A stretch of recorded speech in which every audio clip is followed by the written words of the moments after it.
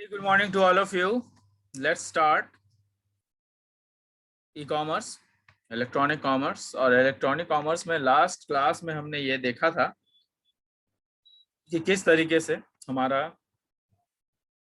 Intra organisational e-commerce काम करता है, कैसे बेनिफिट्स होते हैं इंट्रा ऑर्गेनाइजेशनल ई-कॉमर्स में। तो कुछ चीज़ें यहाँ पे ऐसी हैं कि नेटवर्क डिपेंडेंट भी होती हैं। जैसे इंट्रा ऑर्गेनाइजेशनल ई-कॉमर्स जब हम लोग ख्याल रखते हैं तो उसमें मैक्सिमम लैन का प्रयोग करते हैं हम लोग, और इसमें काफ़ी सारी जो है हमें बेनिफिट्स भी है जो हम लोगों ने लास्ट क्लास में देखा था। आज मैं फिर से उन चीज़ों को थोड़ा सा हम लोग डिटेल में चल जाते हैं। थोड़ा सा मैं आप लोगों को बता देता हूँ ताकि आप लोगों को याद आ जाए।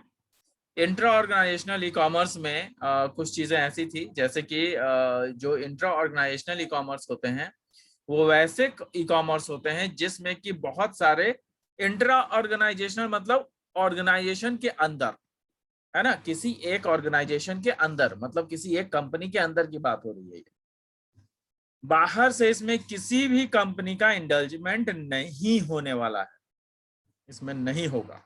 ठीक है, तो जो मल्टीपल ऑर्गेनाइजेशन की जब बात होती है तो हम लोग इंट्रा ऑर्गेनाइजेशन कॉमर्स में उसको नहीं लेते हैं। तो यहाँ पर सिंगल और सिंगल एक ही कंपनी की बात हो रही है ना। तो उसी चीज को मैंने यहाँ पे लिखा भी है। Intra organisational e commerce means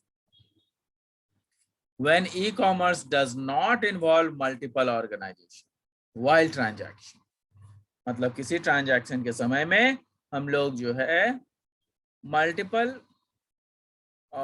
जो ऑर्गेनाइजेशन है उसको हम लोग नहीं लेते हैं, मतलब मल्टीपल ऑर्गेनाइजेशन के साथ ट्रांजैक्शंस नहीं कर रहे होते हैं, बल्कि एक ही ऑर्गेनाइजेशन के अंदर का काम है ये। It is an emerging field which facilitate information collection and transfer within organization. तो ये क्या है, एक ऐसा फील्ड है ये ई कॉमर्स जिसमें कि इंट्रा ऑर्गेनाइजेशनल ई कॉमर्स एक ऐसा फील्ड है जिसमें कि इंफॉर्मेशन का जो कलेक्शन है और उसका ट्रांसफरेंस किसी ऑर्गेनाइजेशन के अंदर ही होता है। जैसे देखिए यहाँ पे मैंने लिखा हुआ है, it is an emerging field which facilitate information collection and transfer within organization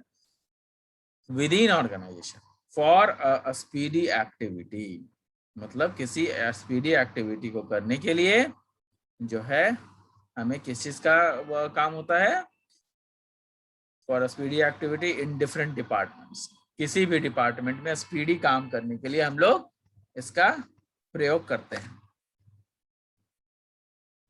In this type of e-commerce, companies are embracing intranets। मैंने आपको बताया था कि नेटवर्क की यहाँ पे जरूरत पड़ती है, और इंट्रानेट्स किस में होते हैं, इंट्रानेट्स जो है लैन में होते हैं, लोकल एरिया नेटवर्क में। इंट्रानेट्स मतलब विद इन सर्कल, है ना, at a phenomenal growth rate because they achieve the following benefits. क्यों? क्योंकि वो कुछ ऐसे बेनिफिट्स देते हैं, इसीलिए उसका प्रयोग हम लोग ज्यादा करते हैं। ऐसे कौन से बेनिफिट्स हैं जिसके चलते हमें आसानी होती है, वो यहाँ पे मैंने शो किया हुआ है। सबसे पहला है रिड्यूसिंग कॉस्ट। तो उसमें जो है कॉस्ट रिड्यूस हो जाता है क्योंकि हमें बाहरी किसी भी एक्सटर्नल नेटवर्क की जरूरत नहीं पड़ती है, और उसमें जितने भी फोन बुक, हैंडबुक जितने भी हैं वो सब के सब कंपनी के अंदर ही होते हैं।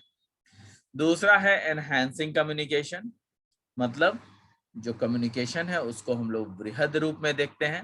एनहांसिंग कम्युनिकेशंस कहने का मतलब ये है कि आपका जो कम्युनिकेशन है वो बहुत फास्ट होने वाला है और बहुत ज्यादा होने वाला है, क्योंकि ये इंट्रा ऑर्गेनाइजेशनल है ना। हम लोग बाहर की आईएसपीज वगैरह का कोई मदद नहीं ले रहे हैं, जिसकी वजह से जो कम्युनिकेशन है हम लोग विद इन द सर्कल या ऑर्गेनाइजेशन के अंदर काफी हम लोग कर सकते हैं कम्युनिकेशंस। नेक्स्ट है डिस्ट्रीब्यूटिंग सॉफ्टवेयर। एक ही सॉफ्टवेयर कई बार क्या होता है कि एक ही कंप्यूटर पे डाला हुआ होता है और बाकी सारे कंप्यूटर पे केवल और केवल उसका ऐसा समझिए कि उसका जो है एक कॉपी डाला हुआ होता है, जिसमें कि कंप्यूटर जो मेन सर्वर होता है वहीं वहीं पर सारा काम हो जाता है, उसी लोकेशन पे सारा काम हम लोग कर लेते हैं मेन सर्वर पे ही, और डिफरेंट कंप्यूटर से कर पाते हैं। तो सॉफ्टवेयर का भी डिस्ट्रीब्यूशन बड़ी आसानी से इसमें हो जाता है। नेक्स्ट है आपका sharing intellectual property. Sharing intellectual property कहने का मतलब है कि जैसे बहुत सारे जो एक्सपर्ट आइडियाज़ वगैरह हैं, वो सारे एक्सपर्ट आइडियाज़ वगैरह जो है कहीं ना कहीं किसी प्लेटफॉर्म पे होगा, जो कि हम लोग विद इन सर्कल अपने ही कंपनी के अंदर में लोगों के साथ ट्रांसफर कर सकते हैं, बातें कर सकते हैं, जिसके कारण जो है हमें बहुत आसानी हो जाए करती है। तो ये आपका देखिए, it provides a platform for sharing expertise and ideas as well as creating and updating contents. किसी भी जो आपका जो आइडिया है वो उसको क्रिएट करने के लिए, अपडेट करने के लिए हमें जो है इंट्रा ऑर्गेनाइजेशनल में काफ़ी सहूलियत महसूस होती है। ये एक ऐसा कॉमन ऑर्गेनाइजेशन है जिसमें कि आप अपने सारे आइडियाज को एक ही जगह डाल सकते हो। कुछ टेस्टिंग प्रोडक्ट्स भी होते हैं, जैसे कि सॉफ्टवेयर बन जाता है उसके बाद कुछ उसका टेस्टिंग भी किया जाता है, तो वो सब हम लोग जो है लैन के माध्यम से कर सकते हैं। तो ये बड़ा ही सहूलियत वाली चीज़ है। लेकिन कभी कभी जो है हमें वैन की भी ज़रूरत पड़ती है, जिससे में कि हम लोग जब चाहें तब वैन पे भी स्विच ओवर कर पाते हैं। तो ये इसकी सबसे बड़ी खूबसूरती है। नेक्स्ट है आपका इंटर ऑर्गेनाइजेशनल ई कॉमर्स। जब इंटर शब्द आ गया, इसका मतलब क्या हो गया? एक ऑर्गेनाइजेशन से दूसरे ऑर्गेनाइजेशन के बीच, एक ऑर्गेनाइजेशन से दूसरे ऑर्गेनाइजेशन के बीच जो है बहुत सारे प्रॉब्लम्स जो है वो अराइज होते हैं, जिसमें कि कम्युनिकेशंस किए जा सकते हैं और जिसके कारण जो है प्रॉब्लम्स को सॉर्ट आउट भी किया जाता है। तो इंटर ऑर्गेनाइजेशनल ई कॉमर्स का मतलब होता है बहुत सारे multiple organisation on one network.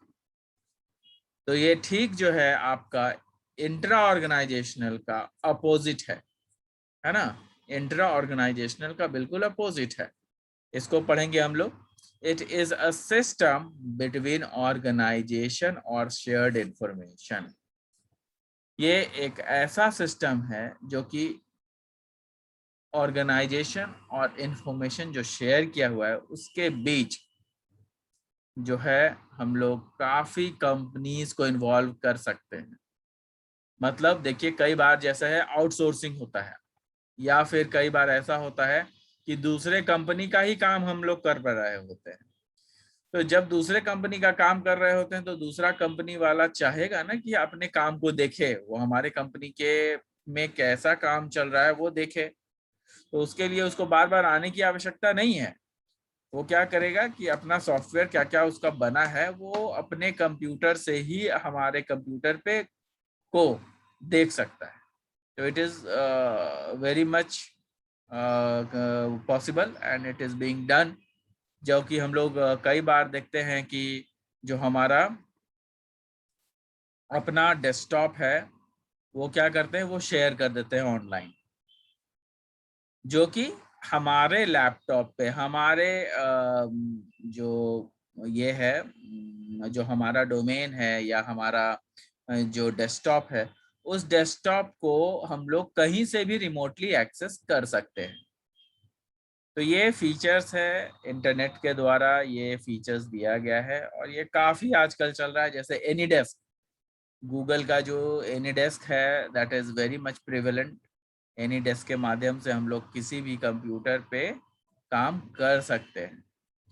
तो ये आपका जो है इंटर ऑर्गेनाइजेशनल ई कॉमर्स में आता है, जिसके थ्रू हम लोग ये काम कर पाते हैं। तो इसमें है it is a system between organisation और shared information system among the group of companies. कई सारे कंपनीज के बीच में हम लोग ये इस तरीके का तालमेल बना के रखते हैं। The most common form of inter organisational system is EDI. सबसे बड़ा जो है वो क्या है? ईडीआई, जिसको कि क्या बोलते हैं? Electronic data interchange. इसमें जो है आप अपने डेटा को जो है एक जगह से दूसरे जगह प्रोवाइड करा पाते हैं। एक डेटा जो है एक जगह से दूसरे जगह जा सकता है। इलेक्ट्रॉनिक डेटा इंटरचेंज उसी को बोलते हैं। which permits instantaneous computer to computer transfer। तो कंप्यूटर टू कंप्यूटर ट्रांसफरेंस में बड़ी आसानी हो जाती है, जिसमें कि इंफॉर्मेशन का आदान प्रदान सही ढंग से किया जा सकता है। Inter organisation system permits the flow of information automatically. Inter organisational ये भी आपको फैसिलिटी देता है कि आपका जो इंफॉर्मेशन है वो ऑटोमेटिकली एक जगह से दूसरे जगह भेजा जा सके। जिन लोगों ने स्क्रीनशॉट नहीं लिया है वो स्क्रीनशॉट ले सकते हैं। तो ये आपका इंटर ऑर्गेनाइजेशनल ई कॉमर्स है, थोड़ा सा और है जिसको कि हम लोग अभी डील करेंगे। ये देखिए मैं चेंज कर रहा हूँ page.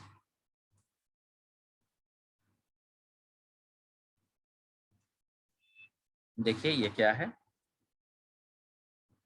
inter organizational system permits the flow of information automatically between organizations। ये देखिए between organizations है। in order to reach expected supply chain management। तो ये ऐसा क्यों किया जाता है, क्योंकि भाई कई सारे कंपनीज जो है सप्लाई और डिमांड पे काम करते हैं। तो जितना सप्लाई होगा वो सप्लाई, ऐसा नहीं है कि सप्लाई के अनुसार जो है डिमांड बढ़ता है। जैसा डिमांड होता है उसके अनुसार सप्लाई बदलता है। अगर आज हमें हमारे घर में 10 बिस्किट का पैकेट का अगर खपत है महीने भर में, तो हो सकता है कि आगे कुछ और दिन जब आगे बढ़ेंगे, हमारे घर के बच्चे बड़े हो जाएंगे, तो 20 पैकेट बिस्किट्स का जरूरत पड़े। तो ये हमारा डिमांड है। तो उसके लिए जो है पिताजी क्या करते हैं, घर में 20 पैकेट बिस्किट लेके आते हैं। क्यों लेके आते हैं? क्योंकि अब बड़े बच्चे हो गए, डिमांड बढ़ गया है, इसलिए उन लोगों को ये सप्लाई कराना जरूरी। तो इसका मतलब ये है कि जब आपका सॉफ्टवेयर रिक्वायरमेंट बढ़ता है, डेटा रिक्वायरमेंट बढ़ता है, आपका डेटा के वजह से जो स्पेस रिक्वायरमेंट होता है वो बढ़ जाता है, तो उसकी वजह से जितने भी जो डिमांड्स बढ़े हैं उसको सप्लाई कराना जरूरी होता है। और वो सप्लाई तभी होगा जब हमारे पास वो चीजें होंगी, तभी तो हम लोग सप्लाई करेंगे। तो इंटर ऑर्गेनाइजेशनल ई कॉमर्स में ये बहुत ही कॉमन चीज है, जिसमें कि सप्लाई चेन मैनेजमेंट एक बहुत बड़ा पॉइंट है। जिस तरीके से डिफरेंट ऑर्गेनाइजेशन अपने काम को, अपने डेटा को मांगते हैं, और उतनी ही जल्दी हमें वो, जितना जल्दी हम लोग उनको डेटा प्रोवाइड करेंगे उतना ही ज्यादा उनके लिए भी बेनिफिशियल होगा और हमारे लिए भी बेनिफिशियल होगा। इसलिए जो है supply chain management which enables the development of competitive organisation, यहाँ पे ये कॉम्पिटिटिव ऑर्गेनाइजेशन को डेवलप करता है। It has all the benefits which EDI has. तो इसके पास बहुत सारे बेनिफिट्स हैं जो कि इलेक्ट्रॉनिक डेटा इंटरचेंज के पास हो सकते हैं। तो this is all about unit 1। Unit 1 पूरा खत्म हो चुका है। काफी लंबा यूनिट था ये और काफी कंसेप्चुअल था, क्योंकि इसके बाद बहुत सारे ऐसे कॉन्सेप्ट्स आएंगे जो कि उतना ज्यादा जो है आपके लिए फायदेमंद हो या ना हो ये पता नहीं है। फायदेमंद तो होंगे ही, लेकिन जो यूनिट मैंने पढ़ा दिया है उससे बहुत सारे क्वेश्चंस भी आते हैं, और बहुत सारे, मतलब कम से कम करीबन आप मान के रखिए तो 16 to 18 मार्क्स का क्वेश्चन आएगा, केवल और केवल फर्स्ट यूनिट से, because it is the base unit और इससे काफी कुछ पूछा जाता है। तो ये ध्यान रखिएगा कि मैंने जो ये फर्स्ट यूनिट में इतना टाइम इसलिए दिया है ताकि आपका बेस बन सके, आपको परेशानी ना हो। अब जो चीजें हैं वो आसान हो जाएंगी और अब थोड़ा जो है हम लोग फास्ट मूव कर सकते हैं। क्यों मूव कर सकते हैं फास्ट? क्योंकि आगे की चीजें बहुत सारी ऐसी है जो हमारा पढ़ा हुआ है, ठीक है। तो हम लोग जो है नेक्स्ट क्लास में इसको शुरू करेंगे, लेकिन थोड़ा सा मैं एक फ्रेमवर्क बता दूं आपको। आर्किटेक्चरल फ्रेमवर्क पढ़ना है, इसमें जो यूनिट 2 है उसमें पढ़ना है architectural framework of e commerce. E commerce में कौन कौन से ऐसे फ्रेमवर्क जो है यूज होते हैं जनरली। तो जनरली जो टर्म्स जो यूज होते हैं वो हैं www, जो कि वर्ल्ड वाइड वेब से रिलेटेड है, जिसके अंदर हमारा कॉमन गेटवे इंटरफेस आ जाता है, HTML आ जाता है, HTTP आ जाता है, इमेज मैप आ जाता है, मल्टीपर्पज इंटरनेट मेल एक्सटेंशन आ जाता है, MIME जिसको बोलते हैं, सर्वर साइड पे कैसे काम होता है, ये सब सारी चीज़ें इसमें है। SHTTP क्या होता है, कैसे हम लोग सिक्योर करते हैं, ये सब चीज़ें भी इसमें पढ़नी है। वेब ब्राउज़र क्या होता है, ग्राफिकल ब्राउज़र क्या होता है, TCP/IP क्या होता है, HTTP क्या होता है, थोड़ा सा इसको हम लोग डिटेल में पढ़ेंगे। और ये काफ़ी आसान है, तो हम लोग इसको नेक्स्ट क्लास में करेंगे। आई होप कि आप लोगों को अभी तक समझ में आ रहा होगा। तो हमने आज इंट्रा ऑर्गेनाइजेशनल और इंटर ऑर्गेनाइजेशनल दोनों ही आपको समझा दिया है, और इसी के साथ आपका यही यूनिट समाप्त हो जाता है। थोड़ा ही सा हम लोग पढ़ रहे हैं, लेकिन हम लोगों के पास काफ़ी कुछ है समझने के लिए। तो याद रहे कि जो ई कॉमर्स में जब आप लोग पढ़ाई करते हैं, तो अगर मान लिया इंट्रा ऑर्गेनाइजेशनल ई कॉमर्स लिख रहे हैं, तो आपको ये पॉइंट्स सारे याद होने चाहिए। इस पॉइंट्स को मत भूलिएगा। reducing cost, enhancing communication, distributing software, sharing intellectual property, testing products। तो इसमें जो है मैं 5 पॉइंट कम से कम इसलिए लिखा देता हूं क्योंकि 5 नंबर का होगा, और 1 मार्क्स जो है आपको इंटर ऑर्गेनाइजेशनल ई कॉमर्स के लिए मिल जाएगा। तो ये टोटल 6 मार्क्स का अगर क्वेश्चन आया तो भी सफिशिएंट होगा। और 4 मार्क्स का आएगा तो कम से कम 4 पॉइंट तो आपको लिखने ही पड़ेंगे इंटर ऑर्गेनाइजेशनल ई कॉमर्स को एक्सप्लेन करने के बाद भी, एक्सप्लेन करते हुए। तो जितने भी पॉइंट्स आप देखिएगा कि हर में आपका पॉइंट नजर आ रहा होगा। जैसे आपका देखिए यहाँ पे technologies used in e commerce, तो टेक्नोलॉजीज कौन कौन से यूज होते हैं, जो EDI, बार कोड, ईमेल। तो इसमें आपको कुछ छोड़ना नहीं है, कम लिखिए, 2-2, 3-3 लाइन ही लिखिए, लेकिन लिखिए जरूर, पॉइंट सारे डालने हैं आप। तो आई होप कि आप लोगों को समझ में आया होगा। नेक्स्ट क्लास हम लोग जो है यूनिट 2 से शुरू करेंगे, architectural framework of e commerce. Thank you, thanks a lot, will meet in the next class. If you have any doubts, you can always ask me up. There is no problem.